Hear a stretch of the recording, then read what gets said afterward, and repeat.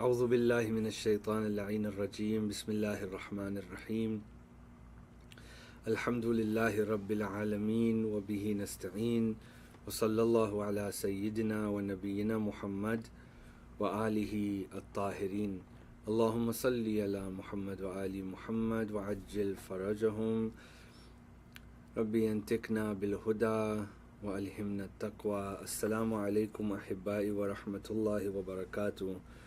I begin in the name of Allah, the most kind, the most merciful. It's due to that kindness and mercy that He gives us these opportunities where we gather to gain closeness to Him, Tabaraka wa Ta'ala. We begin our first formal class for Module 1, where we study or begin in the study of theology, and in particular the chapter of Tawheed.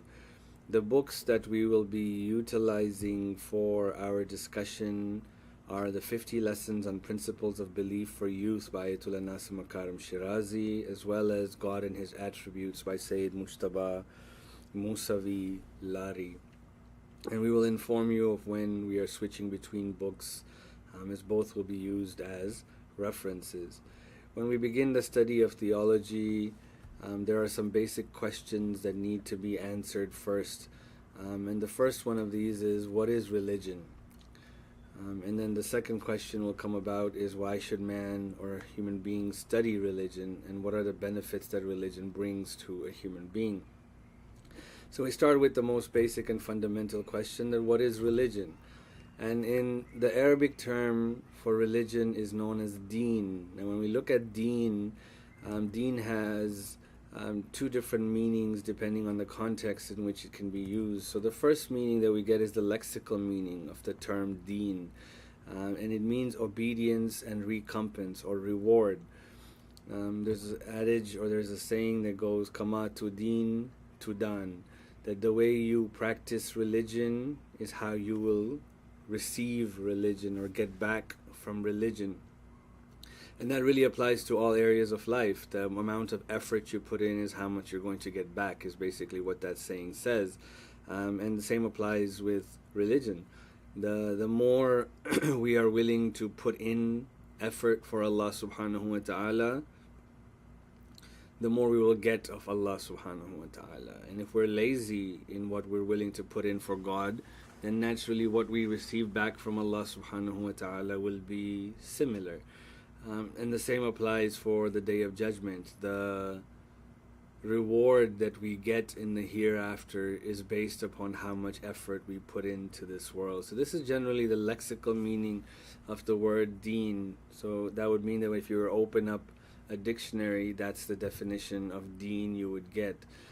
The technical meaning, or the istilahi meaning of this term, is to have belief in the creator of man and the universe, and the prescribed actions that accompany such a belief also fall within this definition. So what we understand from the technical meaning is that deen or religion encompasses two main things. One is the fundamental beliefs, our theology, our aqidah, which serve as the belief in the Creator and what the Creator wants from us. And then alongside with that is that once we firm that belief, then we understand that that Creator has prescribed actions that qualifies a person to have iman, I guess, or to have to be within the folds of belief. And that's basically our furu'ud-din, or our branches of religion.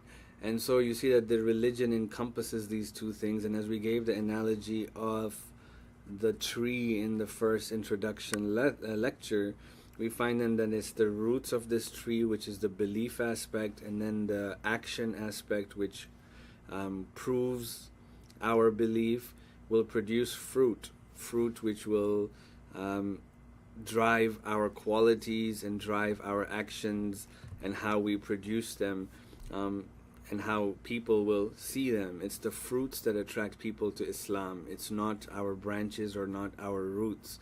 Our roots and our branches are for us. This is why the hadith tell us, for example, that kunu dawatan lana bighayri alsinatin, that be inviters to our path without using your tongues. How does one do that? One does that when their fruits are so beautiful, their qualities are so beautiful, their actions are so beautiful, that people are automatically attracted to that tree, and then they see that this is the tree of Islam. When we firm up our roots, when we strengthen our roots, it will cause all actions to flourish.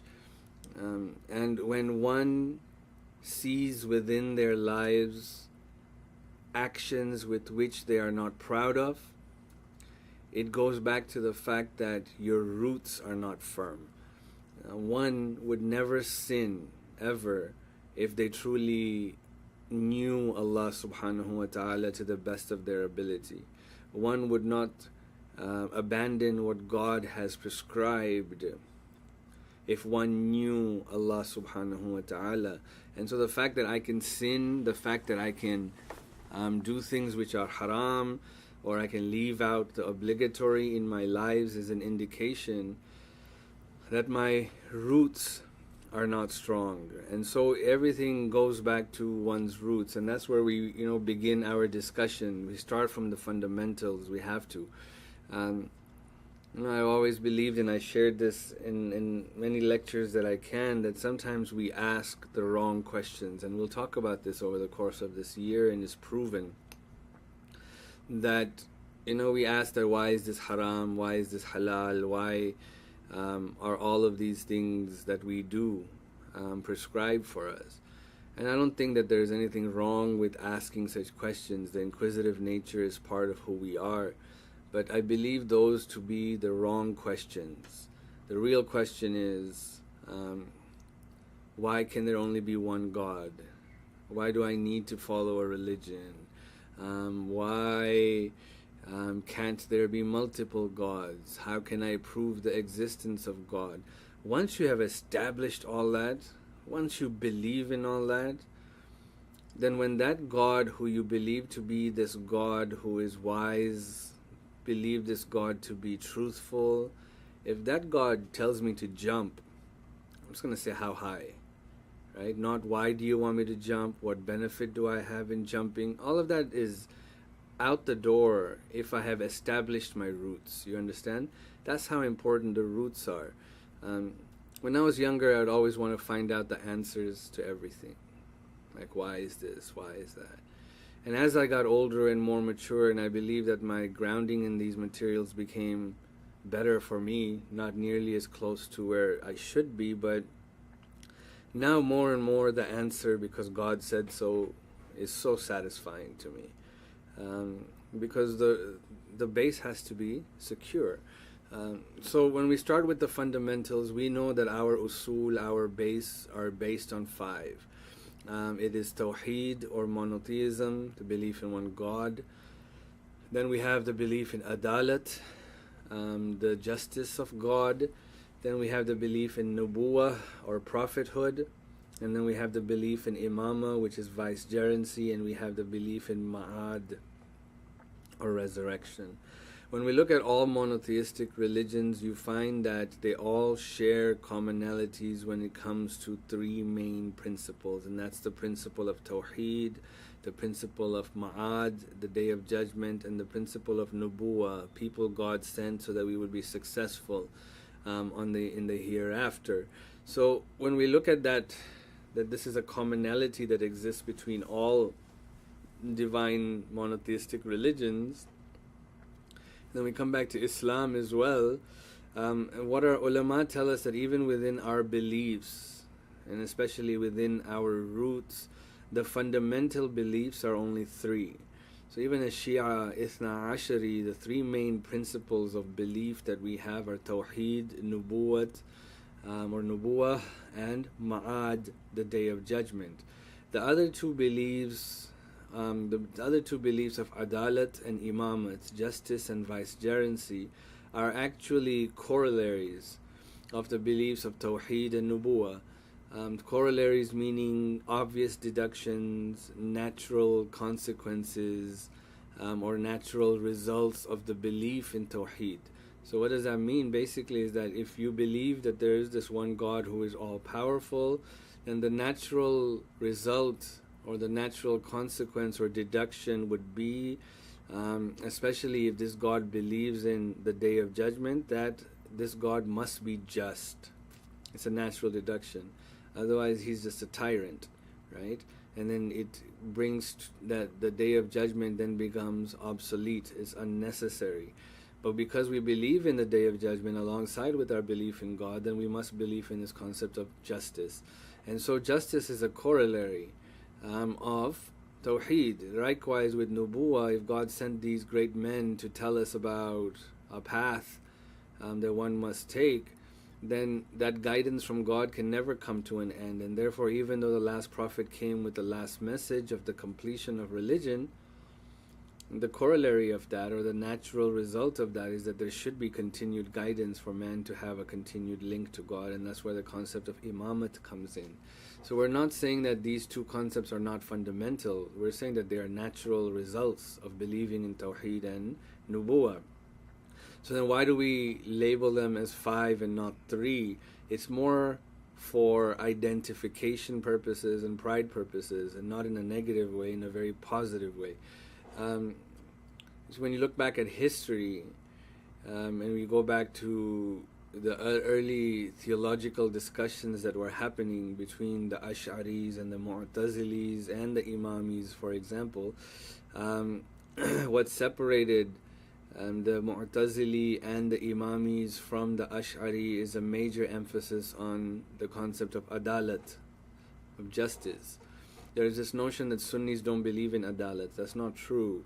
It's how we get to that belief which is different, and we'll talk about that when we get to it, inshallah. So what separated the Mu'tazili and the Imami is the fundamental understanding of adalat, where we believe that yes, adalat is a corollary, but adalat is actually the centerpiece that holds everything together. And so the Mu'tazilis began to be known as Adliyun, and because the Imamis also were in the concept of, believed it fundamentally in the concept of adalat as an institution on its own, rather than being mixed in with the Mu'tazili, we identified ourselves as Imamis, that we are the ones who believed in the Imams, because the Mu'tazili believed in the 4 first caliphs, while we said no, Imamat is what is there. And so Imamat separated us and created for us our own sphere where it would become a mark of identity for us. So these are our fundamental beliefs, and we're going to be discussing each one of them. An important point to remember is that taqleed is not allowed in matters of fundamental beliefs. So I can't say that I believe that God is one because my teacher said God is one. I can't say that God is one because I read and that's what my madrasa taught me, for example. No, this is something that we all have to believe in. And so I can't imitate somebody. The way I can imitate somebody when it comes to matters of furu, like we do taqleed of our maraja, because those answers are not easy for everyone to find, while the answers regarding our theology can be found by each and every one of us. It may require a bit of searching, but it can be found. And so it requires individual certainty, because at the end of the day we are all going to be responsible for ourselves. The first question after understanding the religion is that why is it necessary to inquire into religion? So okay, there is this concept of deen, and deen encompasses one's beliefs and actions. So why do I need to even investigate or inquire into that? So we come to what Ayatollah Nasir Makarim Shirazi says, and he says that there are 3 reasons that he gives. The first is the love to be informed about and know the world is deep inside every one of us. So basically what he is saying is that our desire to inquire into religion is actually an innate nature that exists, or our fitrah, to seek out and become aware of things around us, of realities around us. So we take this from simple examples, right? He gives the example of somebody who goes into a coma, and when they wake up from that coma, they want to know how much time has passed. What have I missed? Where is my family? Have my children grown? Or whatever it is. Why? Because in us we have this desire of wanting to know, wanting to seek out about our environment and what happens to us. What happens to us when we die? What happens to us when we, for example, are tested? Whatever it is that a human being undergoes in the course of their lives, no one likes to remain in the state of ignorance. So we are all created with this inner desire. Another example would be if somebody, for example, tastes something, and whatever they taste is very delicious. It's not that they will just say, okay, alhamdulillah, and go, but they will actually ask that, hey, what'd you put in this? This is really tasty. What's that I taste? Is that this? Is that that? So we have this desire to want to know. And likewise, when it comes to our creation, right? Human beings want to know about what brought them into existence, what the purpose of their existence is, what will happen to them after they die. And so he says the first thing which sends us looking for God and understanding of the creation of the world of existence is our very thirsty spirit of search. And so it's this natural desire of wanting to know, wanting to connect. Sure, people may connect to different things. People may connect to yoga. People may connect to meditation. People may connect to many different things. But what led them to that search was this innate desire. Now, depending on where they go for the answers, it'll lead them to different places. Of course, right? And so, like, this questioning is something that we should always encourage, especially within our youth. But we need to make sure that when they do question, we're channeling them to the right places, and we're not just channeling them off to somebody else who will lead them down these different paths.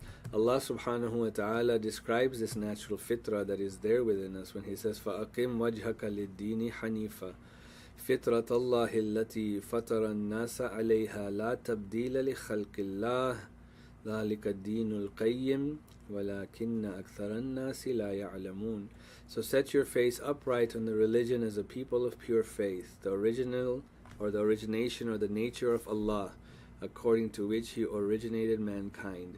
So this is part of our fitrah, to want to know. Amazing that there was a time when they used to tell us not to question, but now questioning, I think, has become very acceptable.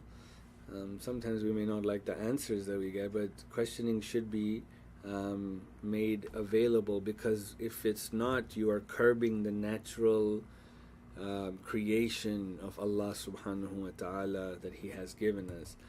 The second reason that Ayatollah Nasim Makarim Shirazi mentions, he says because human beings have a natural desire to display thankfulness or gratefulness. And this is what is known as shukril mun'im, to be grateful to the one who provides for you any type of ni'mah, any type of gift or blessing. Again, this is very natural. If someone, for example, rings your doorbell and you open and you find a package, and it's a nice gift, for example, human desire will not just allow you just to put that on your nightstand and just go away, but you'll want to search to see that who was this person who gifted this to me. When someone brings you a glass of water, you naturally want to thank them. Likewise, a human being, when they look at their environment around them and appreciate what they have been given by Allah subhanahu wa ta'ala, or even this whoever has provided them, one must search, or one has a desire to search for who they should be grateful for. And oftentimes, of course, that search sometimes leads to hubbud dhat, love for oneself. But if one was to be a reflective person, they would see, for example, with all the world's disasters, how fortunate we are in our situation. That just can't be fluke. That just can't be chance. There has to be someone who's looking after or testing me in a different way. But the sense of thankfulness, or shukr al-mun'im, is there. And I believe that once this faith is solidified to the extent where we can answer questions well and at least understand things, then the shukr al-mun'im goes a very long way of seeing the beauty of Allah subhanahu wa ta'ala more and more in our lives.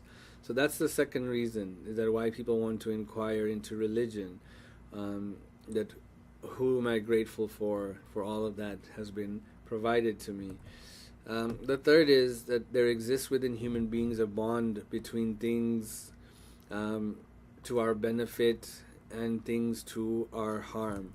So basically here he talks about how if a human being comes at a crossroads, and one of these paths he knows there is a great danger, the natural instinct of human beings would be to not traverse that path without investigating or making sure that that danger is gone. Because there's always a bond that exists between that which is to my benefit and that is which is to my harm.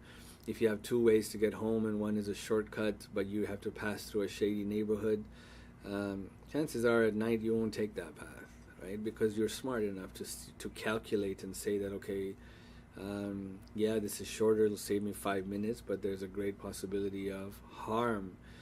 Likewise, Ayatollah Nasim Karim Shirazi says that there existed within creation, history has told us, that there have been these great people who have come preaching similar messages that believe in one God, because you're all going to be resurrected and there's going to be accounting for your actions, and what you did in this world will determine where your position will be in the hereafter. And they talked about this paradise of reward, and they talked about eternal chastisement. He says that when such people have come, it is in a human being's best interest to at least investigate, to see if what they're saying is true or not. If you look at the beautiful way in which God has done all of these things, when we talk about Nabuwah, we'll talk about prophethood and miracles and things like that, but some of the qualities that these individuals had which were consistent was that these people were truthful, honest, hardworking people who sought no gain for themselves. And so when you have such qualities within people, the least you can do is to say that, okay, let me just think about it for a minute, to see if what they're saying is true, and if they are talking about this eternal chastisement, eternal punishment. And all I have to do is sacrifice a few things in this life for a possibility of avoiding eternal chastisement. Says the wise person would take that, and review it and study it and apply it into their lives. And likewise, right? So if you look at that, it tells us the importance of studying religion. But if you are actually going to say, okay, which religion should I follow? This is where a comparative study of religion doesn't hurt, right? Where one looks into different aspects of religion or different religions to try to see which one makes the most sense. My advice on that, would be that it's healthy. There's nothing wrong with it. But look within Islam first. Islam provides all the answers, I know I questioned and I found the answers, and there's obviously a point where things are unknown to us. Don't question more, because I'm never going to get to a stage where I fully understand God, right? Because you understand, right? Once you fully understand God, it means you are God now. So we're never going to get to a stage where we fully understand God, but we're going to get to a stage where the belief is intellectually proven, and then faith carries us the rest of the way. This idea of there being a bond between our benefit and things to our harm is known in Arabic as daf'un lid-darar al-muhtamal, that to prevent possible harm. I'm going to investigate and make sure that there is no harm coming to me in whatever is prescribed to me. So based on these reasons, we see the importance of studying religion and having faith. So at the very least, it should prompt people, whether you're going to just feel a need to be grateful. You might not meet all three of these categories. Or, for example, you have this desire to just protect yourself from possible harm, right? Or just this natural inquisitive nature leads you. I think most people fit into these categories, one of them at least, to drive them to at least study religion and to see what it's talking about, and then see if it makes sense in our day-to-day lives. So based on these reasons, right, we see why one should study religion. And so the third thing that we talk about today is then what are the benefits attached with having faith? And there are tons of benefits, but he mentions three in particular that we'll talk about. The first one, he says that it brings about a sense of peace and hope. The world is not easy. And when one has faith, and when one is tested, the faith is something you can lean back on. The faith is something you can put your feet on, knowing there is a God who is going to recompense one day. It goes a long way. One doesn't need to turn to drugs. One doesn't need to turn into superficial relaxation moments, which they think that brings them relaxation. Ala bi dhikrillahi tatma'innul qulub. It is by the remembrance of Allah that our hearts find rest and satisfaction. So if we find that we have not found rest and satisfaction, it's because we haven't done the dhikr of Allah properly, right?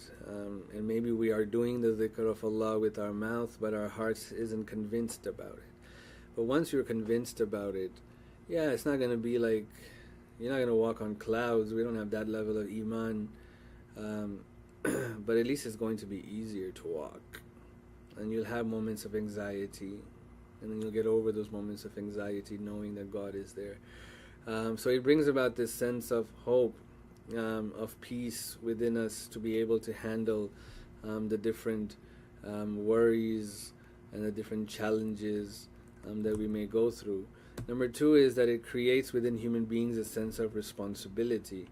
There is less selfishness within human beings because they are able to think about more than themselves. You realize that, oh my God, whatever I do in this world, there's going to be a consequence in the hereafter, so I can't just live a selfish life. I have to look out for my responsibilities. So a sense of religion, a sense of community brings about that responsibility within human beings, and we see the benefit of that in a nation that lives as a community, as an ummah, and not divided by nationalistic boundaries, for example.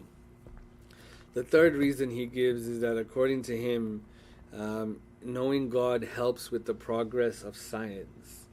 Now I think this is really interesting because you kind of see where we are today as a Muslim ummah when it comes to these things. There was a time when we were leading the world, but today not so much. And maybe that has a direct reflection of where our iman is. But he states the following. He says, "The world of creation is like a great book in which every creature forms a word or sentence in that. From the point of view of a person who worships God, every atom of the universe is worthy of study. A person who has faith in the ray of the light and worshipping God will make use of their special sense of curiosity in studying the secrets of creation. And it is this very fact which helps science and human knowledge to progress, because he knows the creator of this universe has endless knowledge and power, and everything he does is based on wisdom and philosophy. Thus he studies with greater care, more profoundly, in order to be able to understand the secrets better. But a materialist has no reason to discover the secret of creation, for he believes that nature is senseless." If we look at the world as of a materialist scholar, it is in the same rank because he accepts God but calls him nature. Why? Because he accepts an order and a program in nature. It's interesting that today we find that many of the great scientific advancements are made by people who don't necessarily prescribe to our line of thinking or our belief, or people who don't believe at all, but they believe in a greater cause. And the greater cause could be materialism, the greater cause could be nature, the greater cause could be different things that they've given different names to, other than Allah subhanahu wa ta'ala. So we'll come to a close here today. The next discussion, which will be on the live webinar,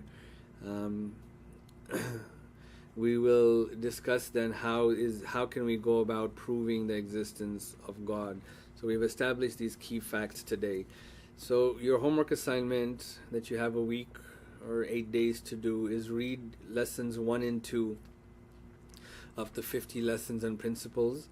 And then there are 3 questions that I want you to answer 2 of them with a maximum of 250 words. I don't want long essays. And they're a little bit reflective in nature, but you'll find them inshallah on the Jafri Online site under this lecture.